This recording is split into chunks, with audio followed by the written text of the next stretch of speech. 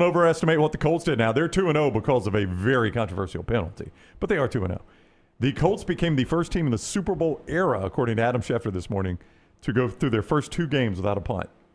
Yeah, how about that? That's pretty impressive with That is Daniel very Jones. impressive, yeah. With Daniel Jones playing, that is not Peyton Manning Colts doing that. That's Daniel Jones. Yeah, a lot of Colts times you don't see East or West Coast teams come to the East Coast, play in that noon window, and get wins. Seahawks were able to do it along with the Rams yesterday, and the Seahawks did it with a dominant defensive performance. And Aaron Rodgers is another guy that I really worried about the weapons. I just don't know if he's got weapons. It looked great against the Jets, but then you see what happened with the Jets yesterday and the Bills. Yeah, Jets came back to earth a little bit, playing maybe the best team in the AFC. I'll tell you what's difficult is watching a full game on your phone in a car. That's what I did with the Colts and Broncos.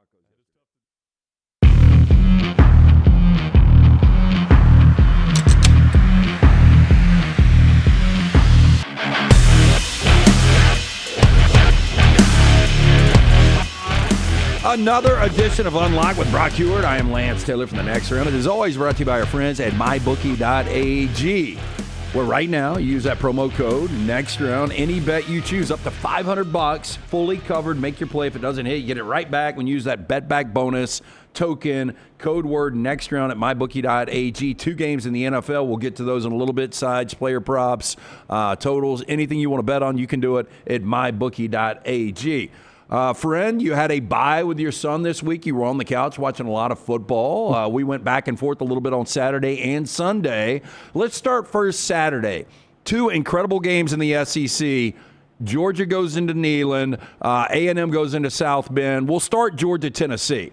The questions coming into this game, is Aguilar really going to be good in this Heupel offense against a legitimate SEC defense? I think the answer is yes. On the other side, is Gunnar Stockton a quarterback that you can go vertical with? I think the answer was a resounding yes coming out of that. What was your biggest takeaway from Georgia 44-41 over Tennessee in overtime in Neyland? Yeah, biggest takeaway, Lance. I hope you enjoy my new. Oh, it looks great. New studio here. Yeah, the other one just looked terrible. You deserve better. The Unblocked family deserves better. So I figured I'd put myself out actually into the basement so Molly's handiwork and all of her fun stuff can be shown a little bit. Husky Stadium, Seahawks jersey, Colts, Molly Huard jersey, by the way, 24. Oh, did she play hoops at Washington? Did she play hoops, Lance? That's why you got these incredible athlete kids. You breed 2 elite athletes together, and that's how you get these 5 stars. Yeah, I don't know about athletes, but competitors. She was a gnarly competitor. You know when I fell in love with her, and I'll get to Georgia, Tennessee in a second. I fell in love with her when she had a broken nose. She had a mouthpiece in. She was wearing that face guard in basketball, and she still looked hot. I was like, that's my lady right there. Did you guys meet on campus, or was this high school sweetheart? Oh yeah, no, I stalked her really, really hard. I went in, true story. I went into our academic counselor. And this was like in August after I saw her in the training room, or September. I'm like, oh man, I got to get in her classes. Whoever in whatever classes that Molly Hills is in, I got to get to her classes. Hey, if people don't realize, you and I are about the same age. I'm a little bit older, and I've told people before I used to read your journal when I was in, Indians of North America on the Tuscaloosa campus back in the day when you were writing for USA Today. So we're kind of in the same age range. Yeah. But stalking back in the day, you really had to go the extra effort. I mean, stalking today with social media is so freaking easy. Correct. I had to go into the academic counselor, and this is a true story. He came to our wedding, in fact, because of it. And I said, what electives Molly Hills have? And he said, I can't tell you that. I'm like, well, you don't need to tell me that. Just put it on your computer screen, her classes. I won't look. You'll leave the room. I'll come in, I'll look, and then you come back in, and I'll say, I want Geology 101 and communications, whatever she's in, I'm going to be in her classes. So that's when it started our freshman year, and got married right at the end of college. When it came to that Georgia-Tennessee game, probably my favorite game. I hated the way the A&M game ended. It sucks that there was controversy and everything else. I love that the play on the field ended the game between Georgia and Tennessee, as heartbreaking as it was. But that is yet again one of these things of just, I don't want to call it the power of belief, but just trying to break a curse, trying to change a narrative, trying to I remember Dabo saying this, right? To get rid of Clemsoning. Up in Wazoo, they say get rid of Cougat. Like these things that just hang on you. And, the weight of that young kicker walking on the field, like I get to end this streak. It had been fascinating to measure his heartbeat. It'd have been more fascinating if there were the old MTV thought bubbles. So you could really hear, like what is he thinking and what's his heart rate right now? Because he's trying to end this streak. He's trying to end this curse. 110,000, well, maybe about 90 of them thousand in that building. The other, 20,000 Bulldog fans were hoping he missed it, and it just wasn't even close. And so that's kind of my big takeaway is that, man, the power of the mind and that thought and trying to change a narrative is really hard to do. Okay, so Georgia gets the win, but if you're a Georgia Bulldog fan, are you more excited about where the offense looked to be against Tennessee, or are you more concerned about the defense giving up 41 and almost 500 yards?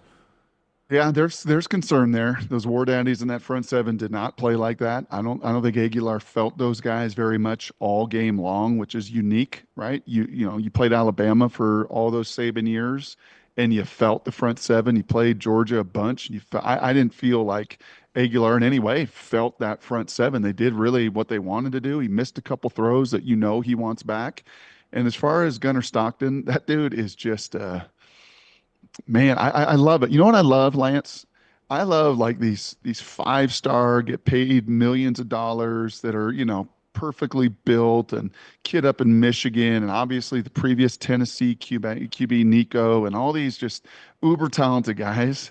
And certainly Georgia's offered him, and Raiola was a commit there before he decommitted and went to Nebraska. I love that there's Gunnar Stockton, 6'0" nothing, 200 nothing, arm strength average, but just stones, just like stones, and guts and toughness, and standing down the barrel and taking a freaking shot to the face and getting blown up, and QB run game, and like putting his pads down. And there's not really a plus trait, but when your plus trait is your mind and your toughness, it elevates everybody. And he was spectacular. It was fun to see. There was 5, 7, 8 quarterbacks we were talking about coming into this year in the SEC. Media days, everybody was talking about this is one of the deepest quarterback leagues we've ever had. The one guy nobody was talking about was Marcel Reed. And Marcel Reed, he's third in yards, he's third in touchdowns, he's the 4th leading rusher right now in the conference with a lot of athletic quarterbacks. But he goes up to South Bend, and Texas A&M showed off their speed. I know there was controversy there. There was Tyler Buckner dropping the hold on the extra point. But Texas A&M still wins the game 41-40. And Marcel Reed, a guy that nobody's talking about, deserves to be talked about a little bit. Yeah, on that list, I don't know where Mateer would have been talked about. I think there was certainly some hype and expectation, and he got paid a lot of money, and he's paying that off there at Oklahoma. But you're right, Marcel he's twitchy. Like you just watch certain guys, and I'll be kind of curious with more time on task and more experience if his feet settle down. You heard Blackledge kind of talking about that, like he's really athletic and he's really twitchy. So is Lamar Jackson. But you know what? Lamar Jackson's feet and body have just kind of settled, right? Especially in the pocket, which is where, he's still going to be asked to do a bunch of things and won the game escaping it. But yeah, I'll tell you what else I like, Lance. I love Colin Klein, their offensive coordinator. I think the world of him. I think you look at some of Kansas State's struggles, and it's not all Matt Wells or the coordinator last year by any accounts, but Colin Klein is just a player elevator. Dudes love him. They loved him when he was a player at K-State. They loved him when he's a coordinator at K-State. I guarantee you behind the scenes, as hard as Elko is, and he is hard, and he's gruff, and he's Northeast, and he's spitting fire, and he's foul-mouthed and all of that, Colin Klein's the other side of that. And he's going to be a really, really good one to continue to develop the skill set of Marcel. And look, and I like Chris Kleiman. I don't know what's going on. It's just the Big 12 is so weird. And, last year, Oak State 0-9 in conference. Arizona State out of nowhere wins it. We've got a great game coming up at the Big 12 this week with Utah hosting Texas Tech. But by all accounts, Colin Klein is going to be the guy. If Kansas State ever does make a move, that is going to be their guy. Yeah, that would make sense. And I look at a Chris Kleiman, I look at a Mike Gundy, to a degree Dabo, and I just look at these guys, Lance, that have built their DNA and just the heart and soul of their programs. For Kleiman in North Dakota State, and they're at K-State, and Gundy obviously in Stillwater for a quarter century, and Dabo out there for 20. Like I look at those guys and just their essence, just their every bit about them is to build a program on sacrifice and development and buy-in and all of the things that feel like a game long ago, frankly, an era long ago, as quick as this thing is flipped. And I know we've talked about why Chris Peterson moved on, and I think why Nick Saban moves on. And these guys understand, like, that's the engine. That's the way I always drove the machine. And now the engine in this college game is very, very different. And it won't surprise me if this is it for Gundy. Yeah, Kleiman may also just kind of say, man, what a run. But this era and the recruiting and this pain and this what we have to do now is not my era. And you're going to see more young bloods like a Colin Klein. It is Unlocked. It is with Brock Huard every single week. We talk a little college. We talk a little NFL. We talk a little life, how he met his wife there on campus, stalking way back in the 90s before social media was a thing. It's always brought to you by mybookie.ag. Again, if you're new to MyBookie, use the promo code NEXTROUND. Any bet you choose, up to $500, fully covered. Make your play. If it doesn't hit, guess what? You get it right back when you opt in using the Bet Back bonus token, code word NEXTROUND, mybookie.ag. I don't think anybody had Deshaun Foster as the first coach fired. It's debatable. Was it him? Was it Pry? One of the two, Virginia Tech, UCLA, both making moves. Not surprised at all with Virginia Tech because this is, and maybe, maybe they're just dreaming that they can ever get this back to even close to what Frank Beamer had it, but they have not been competitive this year, and they have gotten totally dusted the last couple of weeks. I saw that one coming. I did not see Deshaun Foster coming. You played in the conference. You've played there in the Rose Bowl before. We've heard the commitment is not there to football at UCLA. I mean, what kind of job? I know it's in the Big Ten now. You got Big Ten money coming in, but it just doesn't seem like a good job. Yeah, it's a hard job, right? I mean, it's a really, really hard job. And you look at these teams with off-campus buildings, and they're hard. Mario's turning it at Miami. He's doing the best job of all of them, and we'll see. Obviously the resources and the money and the commitment is a big part of it, and that's not there in the alumni base at UCLA or at Pitt or some of these places that have to play off-campus. Lance, it makes a difference, man. It just does, right? You go to these places, you go to these venues in the SEC, and you feel it all weekend long. Right, when you would fly in on Thursday, you just feel it, and all the people come on Friday, and it's the event, and it's on campus, and it's there, and it's generational. You go to a UCLA, and it's so far removed from Westwood, and you go, to Pitt, and it's removed from campus, and you go to these places, and it's Temple, it's just hard. It's hard to create that fervor and that passion that you find in so many of these other places. So, yeah, I had heard culturally it was really broken, off of the field as well, of the buy-in. Again, everything we just talked about with the Gundys and the establishment and what Beamer established there at Virginia Tech. If you sat down with Frank Beamer and you were to say, hey, man, if you were 10 years younger, would you want to do this? I bet he'd say, I can't.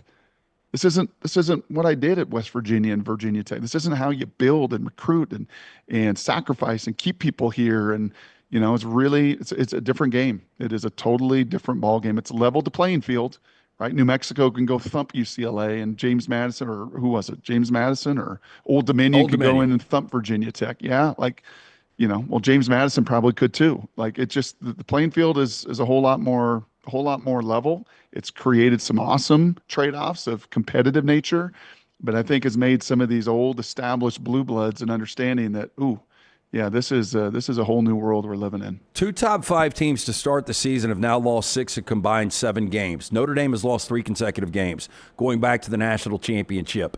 They are still ranked at 24th. Clemson has lost 3 of their last 4 after the walk-off loss to Georgia Tech this past week.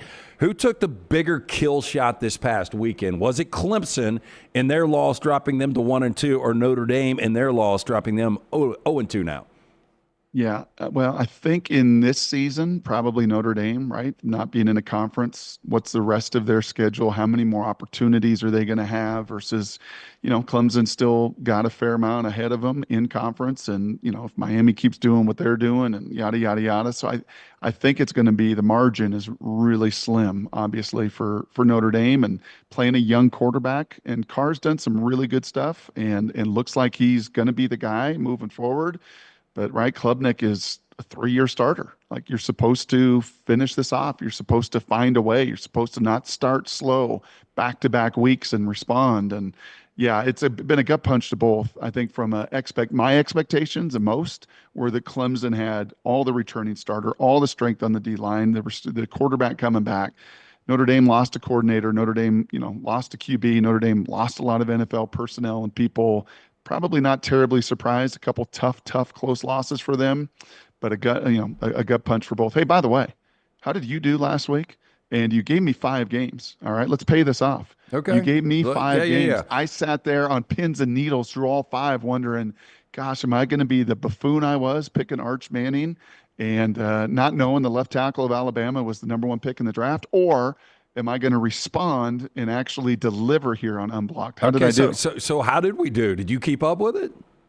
I sure did. Okay, I'm sure you did better than I did on Saturday. For the record, had a bad Saturday. We had an incredible week overall. We're 9-0 at Lance's Lock in the NFL so far. Another 3-0 day yesterday. We've got one play up and available at lanceslock.com right now, but we are 9-0 in the NFL season. But I am very interested to see how you did on Saturday. Okay, so you asked me about Florida going down to LSU, and I said LSU is going to win that game and cover, and that's going to be a hard one. Okay, 1-0. You asked me about that one. You asked me about Arkansas. Ooh, we had a good conversation about Arkansas getting 8.5 points. And I said, oh, give me that 8.5. That feels like the best bet out there.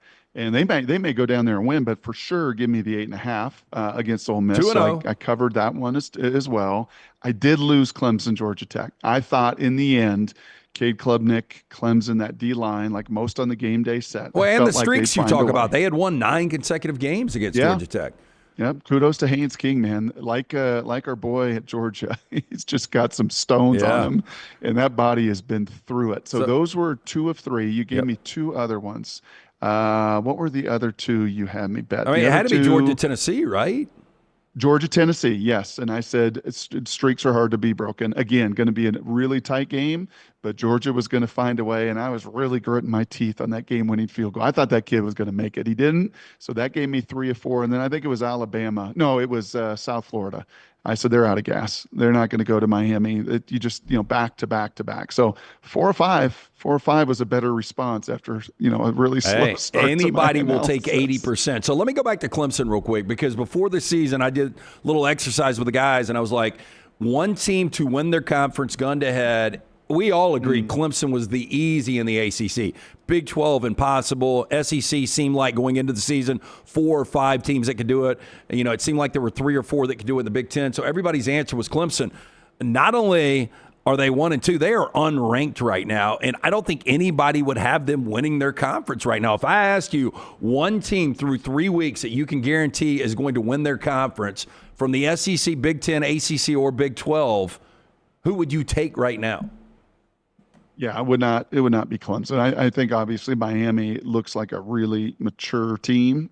We had Mark Sanchez on our show this morning, and I know we'll get to the NFL here eventually, Lance, and he made a great analogy. He said the Green Bay Packers feel like that youth baseball team that played together in 7th and 8th and 9th grade, and by the time they got to high school, they were so good as a team because they had so much time together. And I think the Packers, as much as anybody in the NFL, feel that way. I think the Ohio State program, I think the Penn State program, feel that way in the Big Ten compared to everybody else. And I think you got that with Michigan 2 years ago. Like Harbaugh built that up. It was a process. When they won it, like it was like a moment in time. Like, hey, you're not going to get it again, but they built it up for that 1 year. Yeah, I mean that's spot on, totally. And it had gone through adversity, right? And Jim had taken money from his contract and had been through crap too through junior high to get to high school and pay it all off. So Ohio State, Penn State kind of feel that way, and the whole landscape of college football. Frankly, Oregon feels a little bit that way. I know they weren't as dynamic in a really dormant place Saturday morning there on the lake, on the shores of whatever, Lake Michigan there in Chicago. They didn't feel great, but overall, and I know Joel has loved them, so they kind of feel like the class of the Big Ten. I kind of got my eye on Louisville.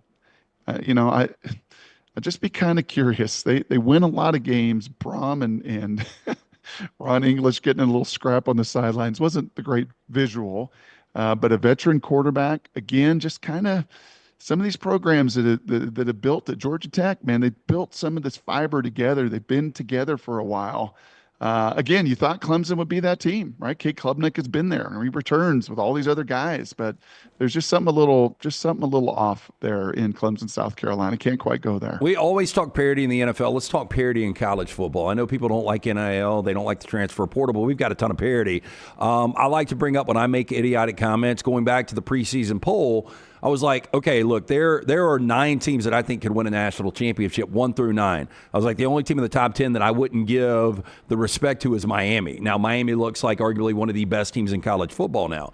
But if I asked you, I think it goes deeper than 9 teams now. Going into week 5 of the college football season, how many teams do you think can win the national championship? Is this the most parity you've ever seen in college football?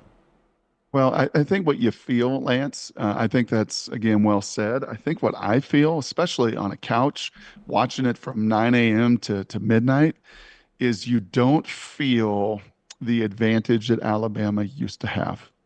You don't feel the advantage that Ohio State has always had. Like, in that regard, and I guess that is exactly what parity is. Like you strip, some of the talent away and you disperse it everywhere else, and one place doesn't get 90% of it and everybody else is fighting for leftovers. That actually, there's not much that separates Vanderbilt when the South Carolina quarterback. Don't you love that, though, as a college football fan? Yes. Because just like, look, Dunaway got him to pull the Alabama schedule today. And, Ty Simpson has looked fantastic the last couple of weeks.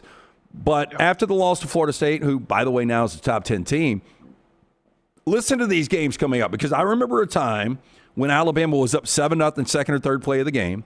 They were up 21-0 by the end of the first quarter. They were up 28-35 at halftime. The games were over. They weren't fun. They were boring. These are games that, we have to watch for what we do for a living. And you're like, my gosh, put it on a side TV. Can't even pay attention to this. But coming up, they've got to bye. Then they go to Georgia. You obviously are going to be an underdog there, but then you host Vanderbilt, a team that beat you in Nashville, who by the time that Alabama plays Vanderbilt, Brock, they're going to be 5-0. Vanderbilt's going to be, and they're going to be ranked in the top 15. So, that's probably your easiest game coming up. Then you got to go to Missouri to take on another top 25. You've got Tennessee coming to Bryant-Denny. You got to go to South Carolina. We don't know what's going on with Lenore Sellers. Then LSU comes in. Oklahoma comes in. You got to go to Auburn. I mean, every one of those games is losable. Every one now. Yeah. It's an NFL schedule. It is. It's exactly right. It feels like the NFL, where there just is not that much. Where Alabama's defensive front was so overwhelming to so many of those teams. That's not the case anymore. I mentioned Georgia, Tennessee. You didn't watch that game and go, oh my gosh, you just can't block these guys. Right? And when you can block people, Lance, it gives you a chance, especially in the college game, with the amount of space and the amount of freedom. And if you've got some receivers and some speed, if you can block them up, it's just like, wow, the game becomes way more level than it used to, where you just couldn't block Georgia. You couldn't block Alabama. You couldn't block Ohio State. Ohio State had a D line of the Bosas and Young. And I mean, just like 8 NFL defensive linemen. That's not the case anymore. Like they're spread around in different places. They're getting paid at Penn State. They're getting paid. Maybe they're getting paid at Maryland, a guy, and a guy there paid at Illinois, and a guy, like it's just Michigan State. They're just, those resources are spread around. So there's no salary cap in college. We don't really know what guys are being paid. We hear these numbers being floated about, but I do think those millions that are being dispersed across all of the Power 4 conferences have certainly leveled the playing field compared to a decade ago. Before we audible and get to the NFL, I wanted to get your take on arguably the biggest game this weekend in Norman, Oklahoma, 2:30. Auburn comes in undefeated. Oklahoma's undefeated. You've got Jackson Arnold, great storyline going back to Norman where he transferred from.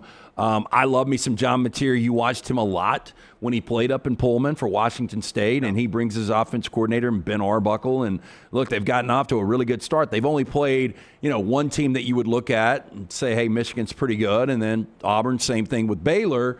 But going into this game, who do you like? Which quarterback do you like better? Yeah, if this game were down on the Plains, is there an early line to this game? I'd have to imagine Oklahoma is -6 right now. Yeah, about 6. So that feels about right. I think if it were on the Plains, it'd be a whole lot closer to a pick 'em or maybe a 1 or 2 point favorite maybe for Oklahoma. So the place and the venue here, I think, really matters. Baylor was hot. Baylor was sold out. Baylor was not an easy place to play in the opener. So that, I think, helps Auburn the second time around. As you mentioned, Jackson knows that environment. He played in it. He struggled in it. So he's got some ghosts in there that he's going to have to subdue. But both guys can really run. And kind of like we talked about with Gunner and some of these other QBs, Diego up at Vanderbilt, both of these guys are showing this year, and it's early, and there's not been, tremendous adversity for either. But both of them are showing, Lance, what I look for when I watch quarterbacks as much as anything. Like, do the guys around them believe? Mark Schlereth, a friend of mine here in Denver, loves to say when Elway walked in the huddle, no matter what the circumstances were, like, you just felt, we're good. We got this. And I think both of these QBs are doing so. Maybe Mateer a little more. Mateer bringing some swag, bringing kind of what Cam Ward brought from the Palouse down to Miami. I think you're feeling some of that in Mateer. Like, I'm good, man. I got this. I've been through it. I was patient there at Wazoo. I paid my dues, but I can run. And there's an athletic arrogance to his creativity and his playmaking. So I give, 6 feels about right heading into that. And it'd be a pretty defining game for Mr. Venables and that entire program led by Jim Nagy as well. As we go to the NFL, Unlocked, always brought to you by our friends at MyBookie, mybookie.ag, sides, totals, player props, everything's available right there. Use that promo code NEXTROUND. Any bet you choose up to $500, fully covered. Make your play. If it doesn't hit, you get it right back when you opt in using the bet back bonus token. Code word NEXTROUND, mybookie.ag. So going back to Mark Sanchez on with you guys this morning and talking about the Green Bay Packers, I know it's a dangerous way to analyze going week to week, but what the Packers did destroying Detroit at home last week, and Detroit's offense looked completely lost, and then Detroit goes out and puts 52 in the NFL is insane on Chicago, and the Packers pretty much dominated the Commanders wire to wire. I mean, do you say right now with the Eagles, your defending champions, still undefeated, winning in Arrowhead, are the Packers the best team in the NFC? Yeah, I think I would say that. Yeah, I think, again, if these two teams played in Lambeau, I think the Packers are probably favored by a field goal. Yep. You play in Philly, maybe it's a pick 'em, and maybe Philly's, a 3-point favorite. So, yeah, I think they're really evenly matched. You watch them versus a lot of the other teams, and I know you were in Nashville, and your Rams look good, and their defense is salty. But you kind of watch those two, back to our college conversation, and there's really not a hole. The Packers secondary, the Packers linebacker, Cooper's been unbelievable. The Packers front and the force that they create. Their offensive line is super solid. Their receivers have been with Jordan for the last 3 years. The young tight end's good. Josh Jacobs is a beast. Their special teams are dialed in. Like, there's not a hole. They're going to be really hard to beat. You're going to have to beat them because they're just not going to give a lot away because there's not a lot of weakness. Philadelphia would be in that same boat. I think Buffalo defense can be a little squirrely, although they played great yesterday. But I think Buffalo and Baltimore, those 4 probably at the 32 set themselves at a different level. And then the Rams are really, really close. And a handful of other teams are closing in, but maybe have some limitations that those 4 just don't have right now. Well, look, I know this is a team you wouldn't have had in that mix, the Cincinnati Bengals, off to a 2-0 start. But Joe Burrow, he's going to have toe surgery. He's got the turf toe. You absolutely hate to hear this. So in 6 years, this is going to be the 3rd significant time that he has missed, potentially misses the rest of the year. You were a quarterback that battled a lot of injuries. Did you ever experience turf toe, or anybody close to you experience that? And how difficult is the recovery? Yeah, that is just very painful. And I remember I had it, and they were like, "Oh, this will make it feel better. Here's your steel plate insole to put in your shoe." And you're like, "This makes it feel better?" It's just, you feel like a probably like people do with gout.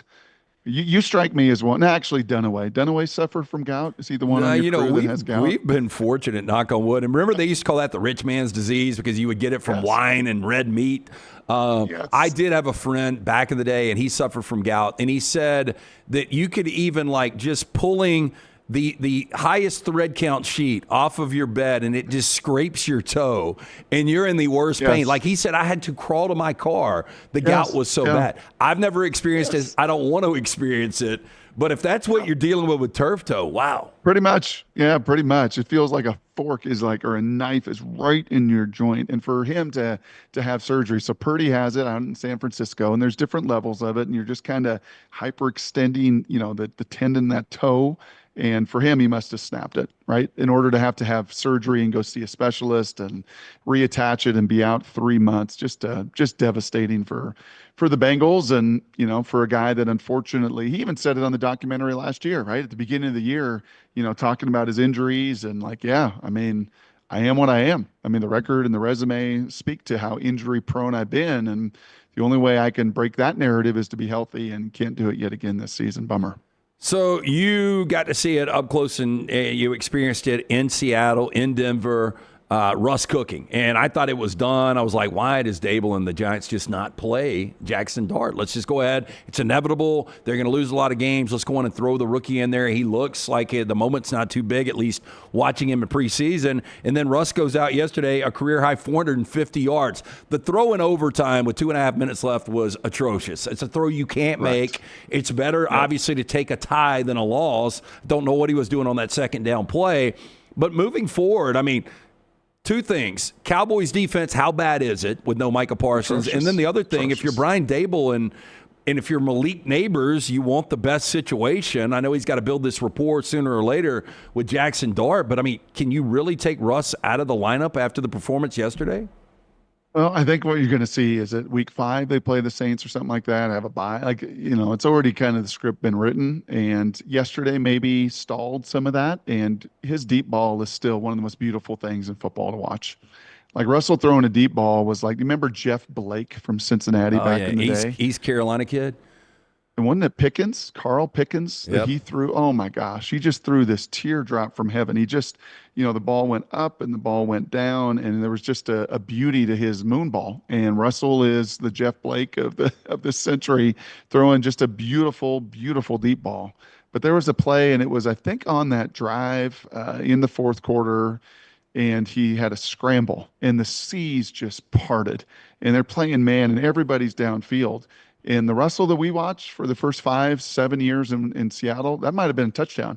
He might have scrambled for 30, 40 yards. Jackson Dart on that scramble probably scrambles for 30, 40 yards. Watching him just kind of labor. Watching Aaron Rodgers yesterday, just labor. When you lose your legs, I think we talked about this last week or the week before, the Warren Moon story about when you lose your legs, it is just really, really hard to be elite and to even be great. You can be good, but can you be elite and great at this level? And Russ's legs aren't what they were, and Jackson Dart's will be out there in 2 or 3 weeks. I think that's probably the time frame. This one of the more underrated fan bases in the NFL, the Denver Broncos. You live right there in the area. I had the Colts plus 2.5. Just amazing. Lutz bangs it off, one of the worst looking kicks ever off the upright. And just how that game ended. Where are Bronco fans right now? Because you struggled with Tennessee with Bo Nix turning it over 3 times. Bo was much better yesterday with only the 1 turnover, and I thought he played more like the Bo Nix we saw his rookie season last year for Sean Payton. But, man, to lose a game like that, that's a tough one. Yeah, it is. I'm glad the way you frame that.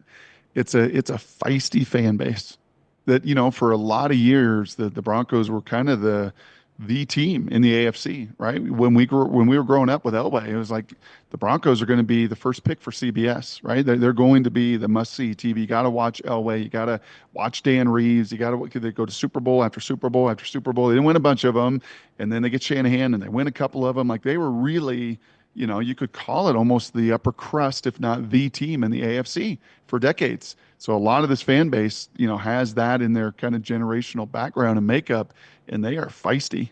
And then you get Sean Payton out here, and he is persnickety. Oof. He's got some Parcells, he doesn't take it with the media. And I'm not quite saying Brian Kelly level persnicketiness, but it's up there. And he is feisty. And he has said he thinks this is a Super Bowl contending a team that he could win a Super Bowl with. So he set the bar really high. Yeah, and this fan base letting him hear about it today, because that's a game that you got to find a way to win. I don't think I'm alone at saying this. I'm so excited that Kansas City is 0-2 for the first time since 2014. I don't mind seeing this fan base and this organization suffer because I've had to suffer with just it being thrown in my face. And look, they've been outstanding. But when Pat Mahomes is your leading rusher at home against Philadelphia, that's a problem. And I just look around, and Rashee Rice is going to be back in a month, but he ain't there right now. And Travis Kelce, the drop touchdown that ends up being a pick, that was the play that changed the entire game. But I had a feeling they were going to take steps back. There were a lot of people that said this Kansas City team will be better than last year's. I never saw that coming, because when you're 11-0 in one-possession games, that is impossible to replicate. And now they're 0-2, losing 2 one-possession games. But is the biggest problem right now in Kansas City just lack of playmakers? Yeah, I think so. They just don't put any fear in you, right? I mean, you play those Chiefs teams for so many of those years, with Tyreek in particular, and it was like, how do you stop them? You know, when Kelce was in his prime, and he's past his prime, and he doesn't have the explosiveness he had. Father Time has caught up with him, as it does all these guys. But those teams, you were like, I mean, good luck. There's so much speed at running back, so much speed at receiver. Kelce splitting the middle of the field with his playmaking ability. And now you watch him, and it's kind of like a baseball lineup that's gotten a little tired. Hopefully like the Houston Astros. Hopefully we're done with the Astros, and the Mariners win the West and win the World Series, because you know what? Correa and Altuve and these guys just eventually run out of gas.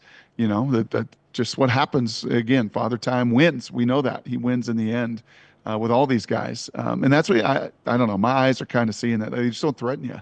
You know, now is a trade for Tyreek Hill, is that viable? Can that come into play, as the Dolphins are a dumpster fire, and obviously he's kind of a mess down there? Would that help rectify some things? Maybe. But yeah, they've got to put some fear of God into people on the field, and they're not doing that right now. Fun doubleheader tonight in the NFL. 2 games on Monday, which I absolutely love. But it starts first. Tampa heading into Houston, a Texans team I got to see all 60 minutes last week. Their offense really struggled. But I wanted to ask you about Baker Mayfield. I get a lot wrong, but when he came out in 2018, the number 1 overall pick out of Oklahoma, I said, I can see some Brett Favre, swashbuckler, talk about a guy with huge huevos. That was Baker Mayfield, and it just didn't hit. And now Baker Mayfield he's definitely a top 10 quarterback. I think you can make an argument he's a top 5 depending on the game. Some of the throws he made last week in Atlanta were just spot on. But how do you go from, because you know this game not only beats you up physically but mentally, and how do you go from being the number 1 overall pick, where people were calling him a bust for a while, being able to recycle this almost a decade in the league now and becoming an elite quarterback in Tampa, a really, really dangerous team? Yeah, I would say advocate. No matter if it's high school or college or pro, that position, like, you need an advocate, someone that just believes in you and is in your corner. I think I've told you the story about Terry Shea in Kansas City with my brother Damon, who had a nice career and, you know, backed up Marino and then went to New England and was almost largely a backup, and then went to Kansas City, and you know, Trent Green took that awful hit on the field, one of the most horrific concussions ever. And Damon played, and I want to say was second in the league that year in QB rating. He played like 12 games. And Terry Shea was a huge part of it, because he was his advocate. He believed in him. He built him up. I think for Baker Mayfield, he had that with Lincoln Riley. He wins a Heisman. He's the number 1 pick. You go to Cleveland, it's a mess. You go to Carolina, there's nothing there. And it was really Sean McVay. And maybe no different than Sam Darnold, incubating with San Francisco and Shanahan. Baker got that same chance to do it there, and then went and played for one of the great, Dave Canales, now the head coach in Carolina. You want to talk about, like, Lance, you spend a day with him, you feel like, gosh, I run through a wall for that guy. I love that guy. I want to be around that guy. And Canales, I think, was such an incredible just builder of people, and has been through the course of his career. Was in Seattle, was in Tampa with Baker, and having people in your corner at that position really does matter. And I think you see a guy that really never lost belief in himself, but when you have people in your corner, boy, it can fuel you even more. Unlock with Brock Huard, always brought to you by our friends at mybookie.ag. Very important. Use that promo code NEXTROUND, and any bet you choose up to $500, whether it's side total, player props, future, fully covered. Make your play. If it doesn't hit, you get it right back. Opt in using the betback bonus token, code word next round, mybookie.ag. Because we did it last week and we've got you at 4-1, we got to do it moving forward. So let me go circle back before we get out of here for the college picks. Let's start first, and I'm going to ask you about body clock with Texas Tech, number 17 at number 16 Utah. This game, because of the contract with Fox, kicks off at 11 o'clock Central Time. I'm almost positive. I've been to Salt Lake one time, in a beautiful place. Not a ton of fun. but I think they're Mountain Time. I think it's an hour behind. So playing a 10 o'clock kick, how difficult is body clock a real thing? It is. And, I think that's actually a huge disadvantage for Utah. And I did a bunch of those games, and one of the neatest environments ever was SC, Utah, overtime. It's where Benetti said, I think the night is yelling at them because it was just, chaos. And Kyle has said, man, those night games at Utah are much more difficult than, the fans not really having the day to spend and get ready to play. And that's an early kick. That is a pick 'em. What is the spread on that one? Utah 3.5 right now. Yeah, that's got to be really, really tight. Whew. Texas Tech, so much newness, so many new pieces, so much money spent, so much excitement. Utah, a new offensive scheme, a dual threat. I'm going to say the dual threat nature of that quarterback. He's going to run it at some point on a third down in the red zone, going to help him win a really tight game. I'll take Utah by an absolute inch. Okay, but so we're going to lay the 3.5 though? Yes. Okay. Yep. So we are taking Utah. Devin Dampier, that quarterback you're talking about from New Mexico. Let's take a look at Auburn at number 11, Oklahoma. Oklahoma right now a 6.5-point favorite. Yeah, I'll take Oklahoma to win that game. 6.5. Auburn may cover that. It's going to be tight, but I'm going to say, I'll say Oklahoma still wins by touchdown. I'll take Oklahoma to win that one at home. If it was down on the plains, different story. I do love Auburn's speed. I think Hughes got buy-in, right? I listened to him and look at him and been around him long enough that I think he likes this group of players more than he's maybe liked his previous teams over the last couple years. But I think that environment, I think the size, I think Oklahoma matches the speed on the perimeter, and Mateer gets loose a couple times to be the difference. You played in Lincoln, right? I think you've told me that was... It was hellacious. Well, I want to ask you because, that's a fun 2:30 game with two young quarterbacks in Underwood and Raiola. CBS 2:30, Michigan is a slight short 2.5-point favorite on the road against Nebraska. First of all, how difficult is that place to play when they are going nuts, which they will for this game? Oh, it's suffocating. Yeah, the noise in there is just, it's unique. And what I love about that place is it's not a late arriving crowd. They're there, and for that game, they're going to be there. I actually did a Michigan-Nebraska game years and years ago with the guy that didn't tie his shoes at quarterback, shoeless guy for Michigan, and Nebraska ended up winning. Denard Robinson? Denard Robinson. There you go. Good pull, Lance. And I see Matt Rule getting his biggest, and I know Michigan lost, so they're not top 10 or top 15, but it is still Michigan. It is still a team that's got a lot of firepower and a lot of strength at the line of scrimmage. I see the under in that one, and I see Nebraska as they won a close game earlier this year, finding a way to win a close one once again. Okay, so we are taking Nebraska plus the 2.5 as a short home dog there. I got two more for you. Let's go first. Florida coming off disappointing loss. DJ Lagway, how do you shake 5 interceptions, by the way, if you are a quarterback and you got to get right back at it, going to number 4 Miami, 6:30 kick here. Miami only this can't be right because this number's wrong. I saw it at 8. I think it's dipped down to 7.5. I'm seeing Miami 3 here. That's not right. I think it's 7.5. Yeah, it's hard to shake that off. I had a 5 interception day. Thankfully, it was the last game of the season, so I didn't have to sit on that too long. And then we had a month off before we blew out Michigan State in a bowl game and Nick Saban back then. But that going 6 days later, and your rival, and game day there, and the weight of the world, they better run the ball. They better play elite defense. I don't think they can do either of those things well enough. So I think, I think Miami covers. And that will probably be bet down a little bit, right? Goes from 8 to 7, maybe over the course of the week. Yeah, we'll give it to you whatever it comes out, whatever it goes off at. But right now, I think it's 7.5. So we're taking Miami there. And finally, in the Big Ten, Illinois at Indiana. Indiana, 3.5-point favorite against undefeated, the Fighting Illini, Brett Bielema. Ooh, that is a tough one. That is a salty one. Gosh, because prisoner of the moment, and I watched some of that Indiana game. Oh my gosh, Mendoza was great. I don't care if you're throwing against air to do what they did and to have the efficiency they had. And Mendoza was just, and that head coach he's just hilarious. I kind of want to root for them. I kind of want to just watch those two head coaches, to be honest. I wish those two were playing each other. Signetti and Bielema would be must-see TV.